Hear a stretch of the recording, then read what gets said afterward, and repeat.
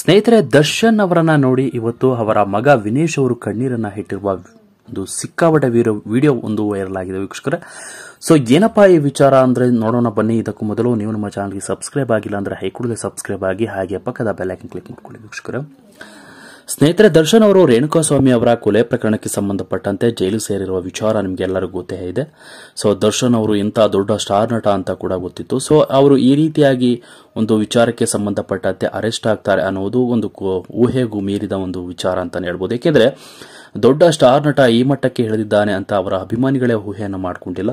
So ಕೊನೆಗೂ ಆದಂತಹ ಘಟನೆ, ಸೊ ರೇಣುಕಾಸ್ವಾಮಿ ಅವರ ಕೊಲೆ ಪ್ರಕರಣಕ್ಕೆ ಸಂಬಂಧಪಟ್ಟಂತೆ ಇವತ್ತು ದರ್ಶನ್ ಅವರು ಅರೆಸ್ಟ್ ಆಗಿ ಜೈಲು ವನವಾಸವನ್ನ ಅನುಭವಿಸ್ತಾ ಇದ್ದಾರೆ.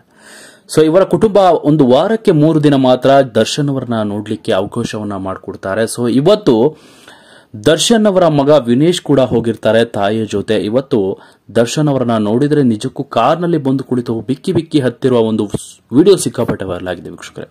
ಹೌದು, ನಿಜಕ್ಕೂ. ಯಾಕೆಂದ್ರೆ ಸ್ವತಃ ಮಗನಿಗೆ ಈ ರೀತಿ ನೋವಾಗಿದೆ ಅಂದ್ರೆ ಅವರ ಅಭಿಮಾನಿಗಳಿಗೆ ಎಷ್ಟು ನೋವಾಗಿರ್ಬೇಕು ಅನ್ನೋದು ನಮ್ಮ ಒಂದು ವಿಚಾರ. ಯಾಕೆಂದ್ರೆ ದರ್ಶನ್ ಅವರ ಪರಿಸ್ಥಿತಿ ಹೇಗಿತ್ತೋ, ದರ್ಶನ್ ಅವರನ್ನ ಯಾವ ರೀತಿ ನೋಡಿದ್ನೋ ಅವರ ಮಗ ವಿನೇಶ್, ಸೊ ಆ ಒಂದು ನೋವು ಕೂಡ ಇನ್ನೂ ತಡೆಯಲಾಗದೆ ಕಾರ್ನಲ್ಲಿ ಬಂದು ಬಿಕ್ಕಿ ಬಿಕ್ಕಿ ಹೇಳ್ತಾ ಇದ್ದಾನೆ. ಈ ಒಂದು ವಿಡಿಯೋ ಸಿಕ್ಕಾಪಟ್ಟೆ ವೈರಲ್ ಆಗಿದೆ ವೀಕ್ಷಕರೇ.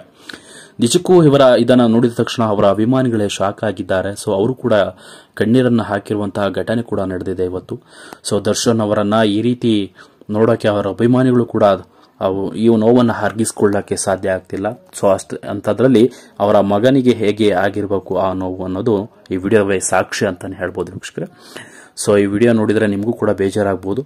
ಸೊ ದರ್ಶನ್ ಮಗ ವಿನೀಶ್ ಅವರು ಅಳ್ತಾ ಇರೋದು ವಿಡಿಯೋ ಒಂದು ಸಿಕ್ಕಾಪಟ್ಟೆ ವೈರಲ್ ಆಗಿದೆ. ಸೊ ಏನು ಮಾಡೋಕ್ಕಾಗಲ್ಲ. ಸೊ ದರ್ಶನ್ ಅವರು ಆದಷ್ಟು ಬೇಗ ಆಚೆ ಬರ್ತಾರೆ ಅಂತ ಅವರ ಕುಟುಂಬದವರು ಹಾಗೂ ಅಭಿಮಾನಿಗಳು ಕಾಯ್ತಾ ಇದ್ದಾರೆ. ಸೊ ಇದರ ಬಗ್ಗೆ ನೀವೇನು ಹೇಳ್ತೀರಾ, ನಿಮ್ಮ ಅನಿಸಿಕೆಗಳನ್ನು ತಿಳಿಸಿ ಅಂತ ಹೇಳ್ತಾ ಈ ವಿಡಿಯೋನ ಮುಗಿಸ್ತಾ ಇದ್ದೀನಿ ವೀಕ್ಷಕರೇ. Thank you.